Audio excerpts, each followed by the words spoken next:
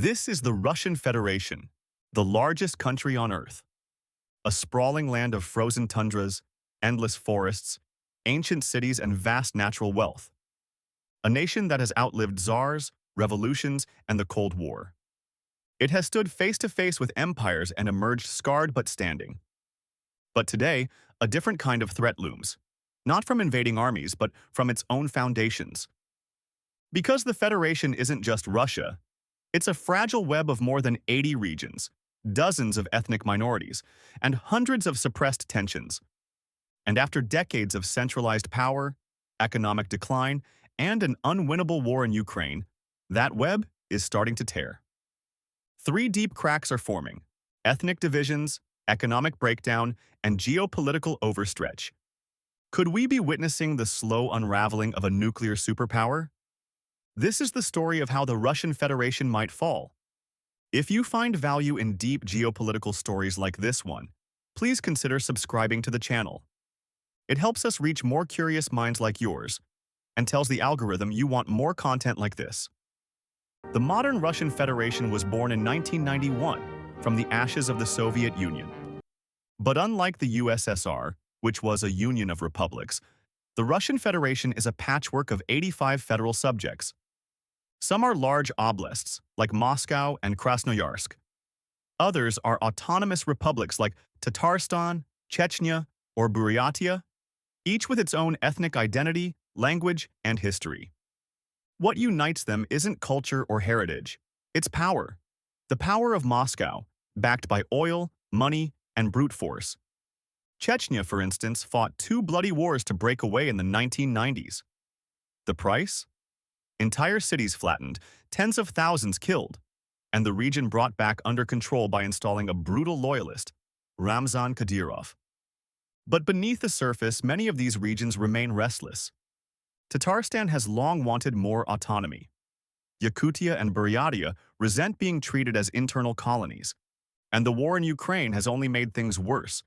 Minority regions are being hit the hardest. Ethnic Buryats, Dagestanis, and Chechens are being drafted disproportionately. They are dying in someone else's war. For a state that has always treated them as second class, this is not a united nation. It's an empire, and empires don't last forever. Russia is home to over 190 ethnic groups, and only 71% of its population are ethnic Russians, a number that's shrinking every year. In contrast, the Muslim population is growing rapidly, particularly in regions like the North Caucasus and Tatarstan. By 2030, over 30% of Russia's conscript-age men may be Muslim. This demographic shift is creating tension, resentment, and fear. Far-right Russian nationalists, long tolerated by the Kremlin, are now sounding alarm bells about losing Russia demographically. Yet at the same time, ethnic minorities are resisting state authority more openly. In Dagestan, mothers stormed recruitment offices, screaming that their sons were being sent to die like dogs. In Taiva and Buryatia, protests erupted after mass mobilizations of poor rural youth. Meanwhile, Moscow elites, mostly white, Slavic, and rich, remain untouched. The result? A growing perception that the Russian state is using its minorities as cannon fodder, while the center reaps the rewards. And this is a dangerous recipe, because when an empire turns its guns on its own periphery, the periphery eventually pushes back. The longer the war drags on, the more these ethnic resentments grow. And history shows, empires usually fall from their edges first. In 2022, Russia invaded Ukraine expecting a swift victory. Instead, it triggered a global backlash: sanctions, boycotts, and economic isolation. Since then, the Russian economy has become a fortress under siege. Over 1,000 Western companies have left the country. Foreign investment has evaporated. The ruble has crashed and recovered, and crashed again.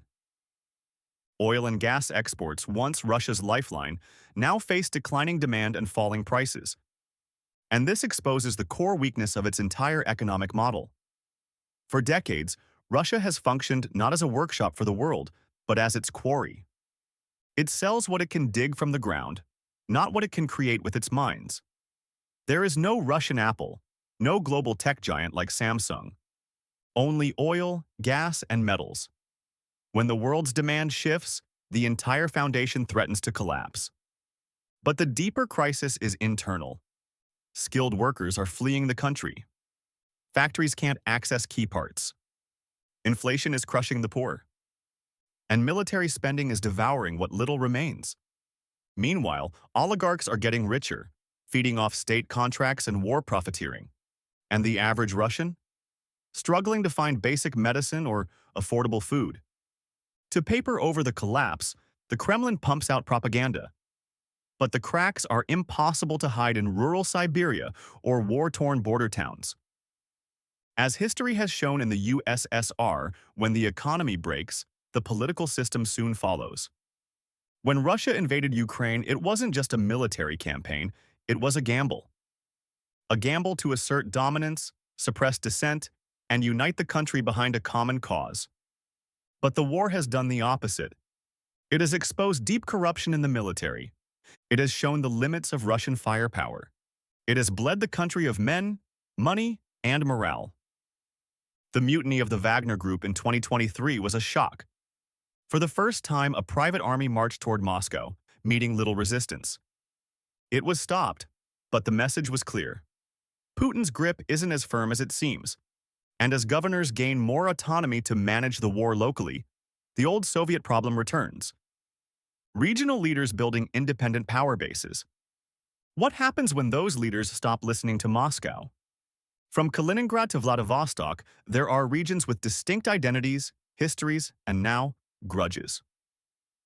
The longer the war goes on, the more likely it is that the Russian Federation ceases to function as a federation at all.